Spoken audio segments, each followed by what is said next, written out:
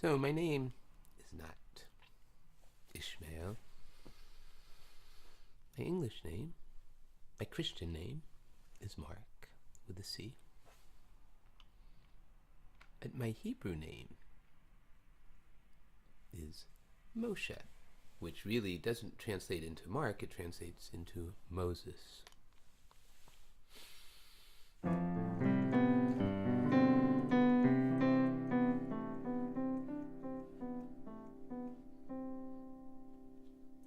I am Moshe ben Naphtali. My father's name is Naphtali. Ben means son of, so I'm Moshe ben Naphtali. Hello, you. And his name is somewhat unusual. Well, it's unusual that his name, then, is Naphtali ben Moshe. My grandfather's name is Moshe. Now, in the Jewish religion, it's usually, at least in the Eastern European tradition, usually we do not name people after living people. And I believe that's because it places something of a burden on the child to become like the father or the mother. And we say, well, each person is an individual. Give another name. But if a person has died, that's different. That's quite different. So my father's father died while my mother was pregnant with his first grandchild. It's a sad thing because I'm sure he was really looking forward to his first grandchild coming along. We never did. Excuse me. I have a throat lozenge. I have to take it out. Ugh. I'm having a bit of a problem with my throat, so singing is really a problem. I've just discovered that. And I love to sing. I think we should all sing. We should all dance. Also, dancing is the greatest exercise possible. We don't need to go to the gym. In the New World Order, people go to the gym. That's for their group. There's 24-hour fitness. There's all the, the thing is, you know which one you're supposed to go to. That's the New World Order that they. I'll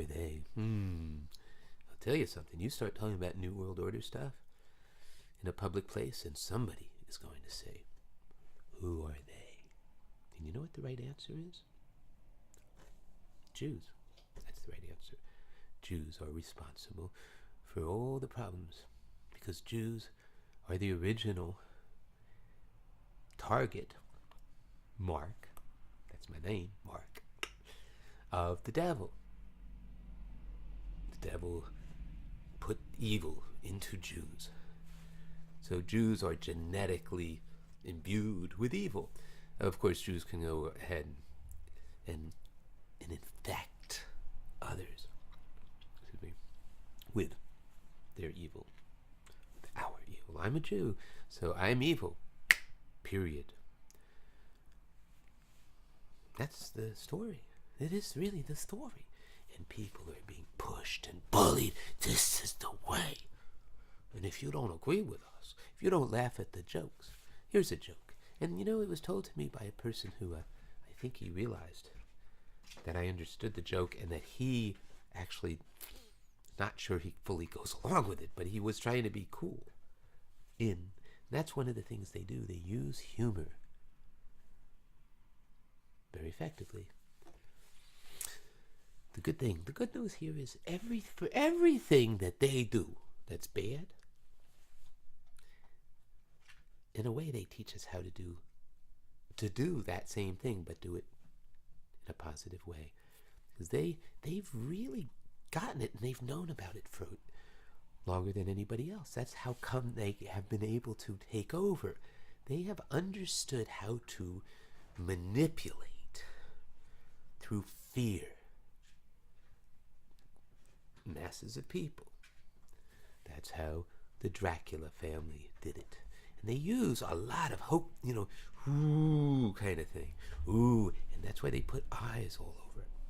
That's why they have scary images. And they've really developed this idea of subliminal images and messages, I should say. Subliminal messages.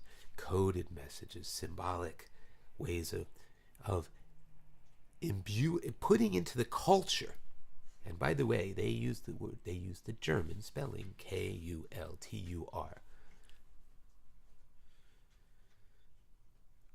I mean, this is written about. This is no secret. This is not something that I've discovered, although it's not taught. And people are being manipulated into saying, I don't want to know. Ooh, if I don't know, then maybe I won't get into trouble. They've understood this since the Middle Ages. And it's kind of ironic. Hitler said the Third Reich. The First Reich was the garden when everything was right. The Second Reich was a resurgence of the German power, and a true upwelling of German might due to Germanic precision, attention and ability in math, and in psychology. It's not a coincidence that Sigmund Freud was a German. And many scientists. Albert Einstein. It's not a coincidence that Albert Einstein was from Germany.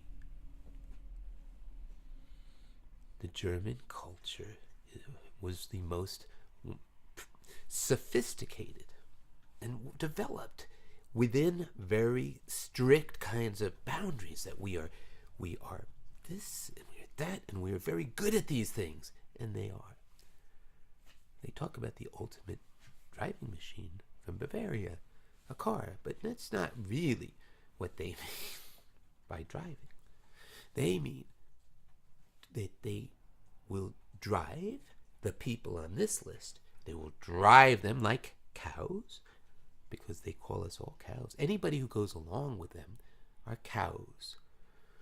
People who they can make into slaves are dogs.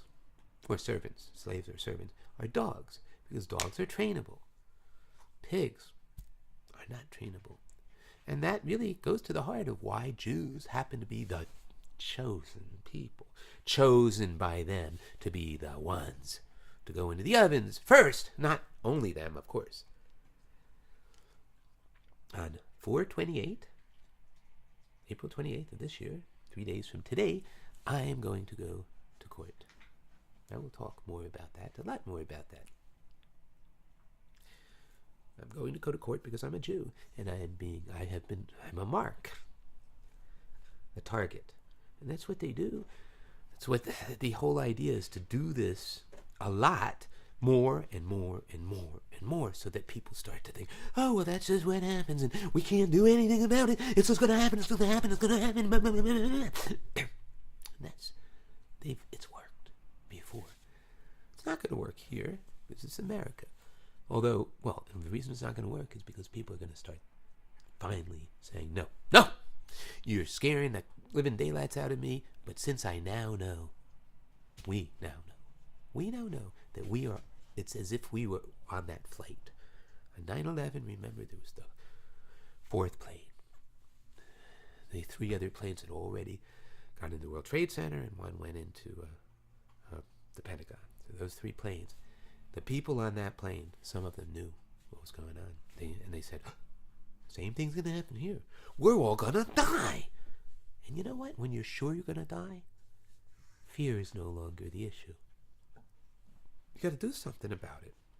I mean, if you're sure you're going to die, then, pray. I would say the people who die best are the ones who say, okay, it's going to happen.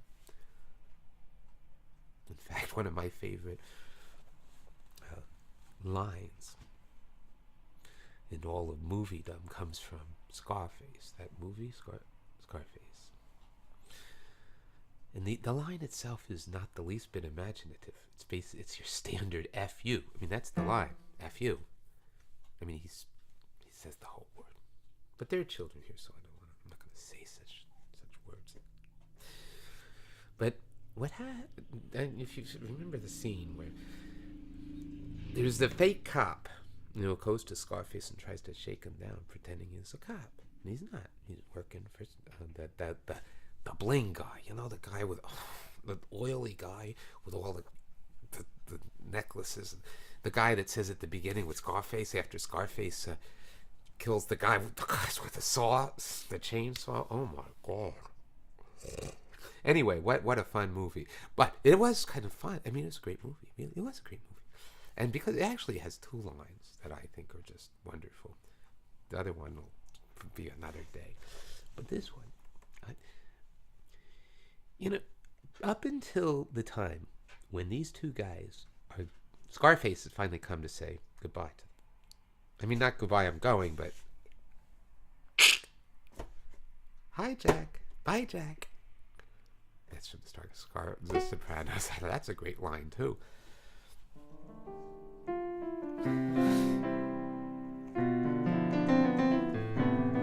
Lots of great lines from the movies. But this one is great for a particular reason. Okay, so there's these two guys who are just the most disgusting people around. Other than Scarface himself. I mean, Scarface, he's the one who kills his partner because his partner and his sister are doing it. I mean, his sister wants to. His sister's in love with his partner, and Scarface decides that's not right. He kills his partner. It's not long before he gets it in the end, right? He's going just a little too far. Just a little too far. He would have been fine if he had stopped at that. Anyway, but you see, that's the thing about Scarface. Can't not go too. He's got to go too far. It's gotta. And you kind of have a little respect for the guy in some level, because he's gonna do it. Anyway, Al Pacino's a great actor, so you have respect for the character just because the actor is so good.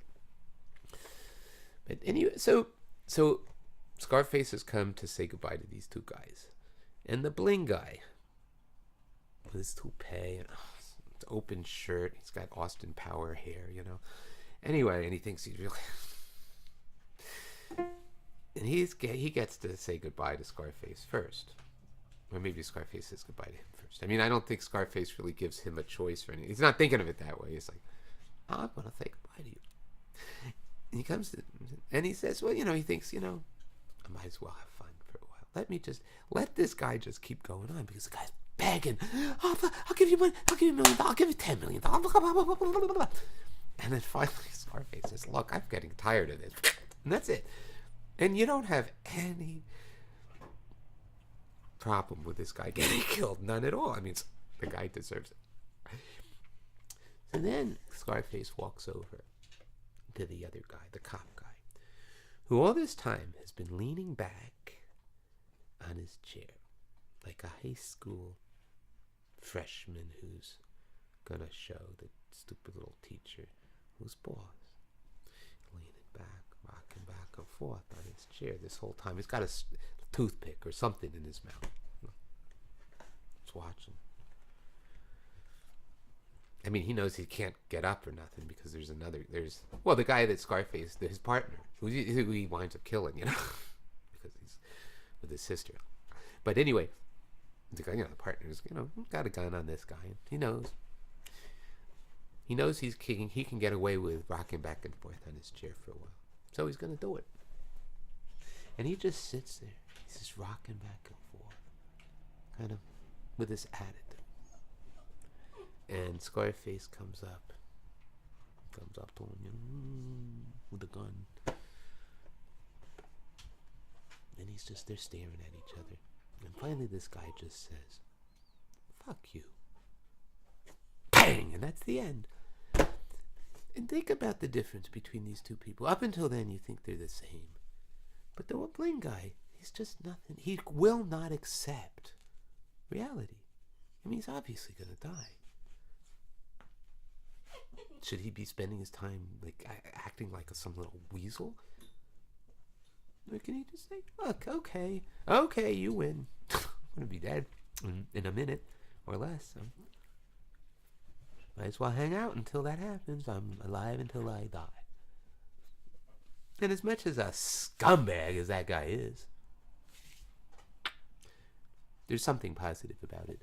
I feel that when I die, I would like to die I mean, I don't really want to be killed by somebody who hates me because I'm such a terrible person.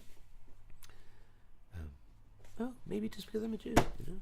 And I would like to be able, if some Nazi group managed to, some police, fake police or whatever, brown shirts came in and said, "Oh, you Jew, we've been looking for you, you Jew." I would like to say, is there a chair around? Do you mind before you kill me? I'd like to get a chair, like a school chair, something like that, so I can rock back and forth. Be like that guy. Yeah.